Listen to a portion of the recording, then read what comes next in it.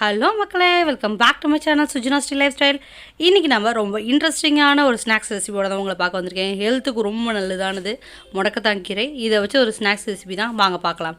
அதுக்கு நான் ஒரு கட்டு முடக்கத்தான் கீரையை வாங்கி அதை நான் லீவ்ஸை மட்டும் எடுத்துக்கிறேன். இதை இலைகளை மட்டும் எடுத்து நம்ம போட்டு அரைச்சி எடுத்துக்கலாம்.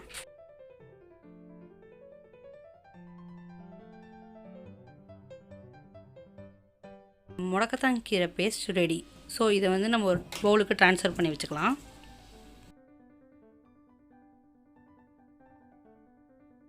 இதுக்கான பேட்டர் ரெடி பண்ணிடலாம். அதுக்கு 1 ஹவர் பிஃபோராகவே நீங்கள் அரிசி, கடலைப்பருப்பு, வெந்தயம் மூணுத்தையும் நல்லா ஊற வச்சுருங்க. 1 ஹவருக்கு ஊற வச்சதுக்கப்புறம் இதை எடுத்து வடிகட்டி ஒரு மிக்ஸி ஜாரில் மாற்றிக்கோங்க.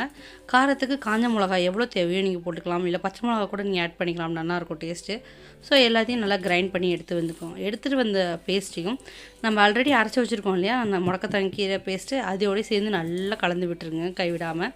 உப்பு தேவையான அளவு போட்டுக்கோங்க. இது கூடவே நீங்கள் வெங்காயம், தேங்காய், இது கூடவே பெருஞ்சீரகம் எல்லாமே நீங்கள் போட்டுக்கலாம். உங்களுக்கு டேஸ்ட்டுக்கு ஏற்ப அது போட்டுக்கலாம்.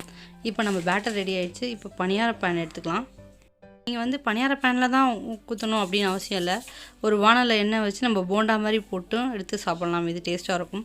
இப்போ நான் பணியார பேன் எடுத்திருக்கேன். எல்லாத்துலேயும் ஆயில் அப்ளை பண்ணிவிட்டு நம்ம பேட்டரை கொஞ்சம் கொஞ்சமாக அதில் விட்டுருங்க.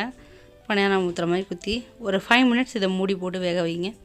நெக்ஸ்ட்டு சைடு ஒரு 3 மினிட்ஸ் வேகட்டும், வெயிட் பண்ணுவோம்.